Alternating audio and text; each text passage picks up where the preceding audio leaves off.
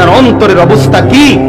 এই যে বছরের পর বছর বিড়ি খাইতেছেন, কোনদিনও লজ্জা লাগে না, আপনি কিসের মুসলমান?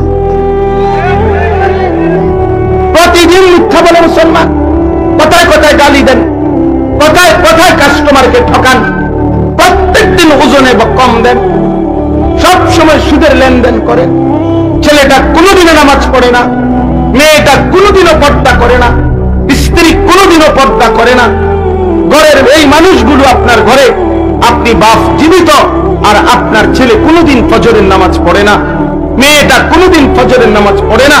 14 বছরের 16 বছরের মেয়েটা টাইট কাপড় পরা, আকশাক কাপড় পরা রাস্তা রাস্তায় ঘুরে, আর অসভ্য জানোয়ার বখাটে দুশ্চরিত্র লম্পট ছেলেরা পিছে পিছে হাঁটে, ইটকারি মারে, বিভিন্ন শীষ মারে, অসভ্য কথা বলে।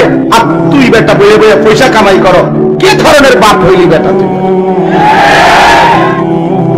লানত পড়ছে, এই জন্য এরকম হয়েছে।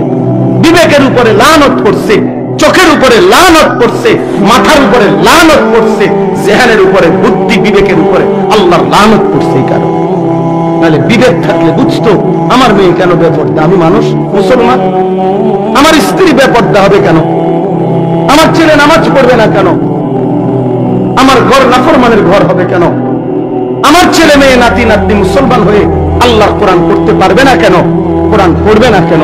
আমি কিসের মুসলমান হইলাম? বাতের নাম মুসলমান, বিল্ডিং এর নাম মুসলমান, লন্ডনের নাম মুসলমান, ইউরোপের নাম মুসলমান। কি বুঝাইতে চান আপনারা? কি বলতে চান? বাংলাদেশ কিংবা বিদেশ এটাই সফলতা? বিল্ডিং কিংবা দালান এটাই মুসলমানের সফলতা? কথা বলেন না কেন? এটাই সফলতা আমাদের? বিল্ডিং দেখাইছেন নাকি আমরা সফল? বিল্ডিং দেখাইয়া সফল হয়? তো কি দেখান? বিল্ডিং দেখান কিনতেন, সোফা কিনতেন দেখান, ফার্নিচার কি লেখা দেখান, দামি গাড়ি দেখান কেন, জমি দেখান কেন, এগুলো বলেন কেন?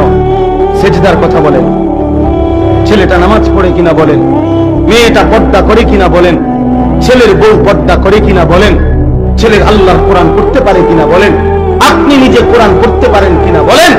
এটা হিসাব। মুসলমান তো আপনি এগুলো না বলবেন, মুসলমান তো আখিরাত বলবে।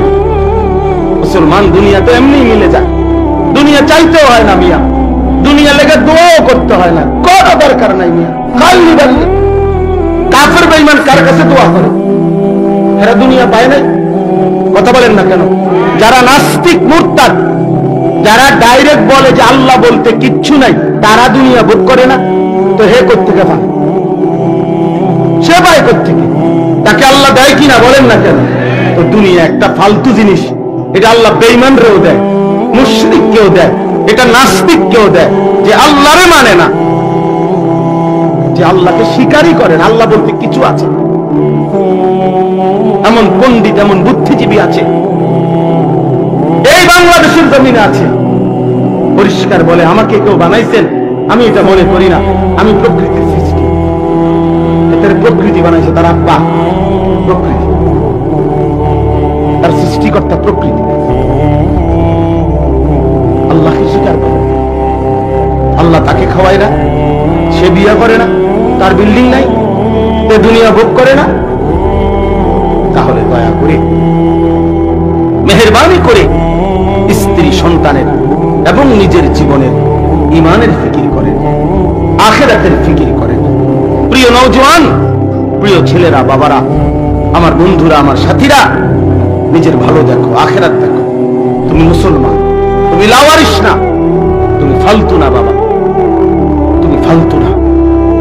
তোমার একজন আল্লাহ আছে, তোমার একজন নবী আছে রাসূলুল্লাহ সাল্লাল্লাহু আলাইহি ওয়াসাল্লাম, তোমার একটা কিতাব আছে কোরআন, তোমার একটা ধর্ম আছে ইসলাম।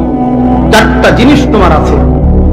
আল্লাহ যার রব, মুহাম্মদ সাল্লাল্লাহু আলাইহি ওয়াসাল্লাম যার রাসূল, কোরআন যার কিতাব, ইসলাম যার ধর্ম, সে নষ্ট হবে কেন? এই বেটা বলো, সে চরিত্রহীন হবে কেন? এই চারটি নিয়ামত থাকার পরেও নাফরমান, তুমি নামাজ পড়বা না কেন? আল্লাহকে সিজদা করবা না কেন? কিসের অভাবে আল্লাহ চিনলা না? কিসের অভাবে নামাজ চিনলা না? কিসের অভাবে আখিরাত বুঝলা না?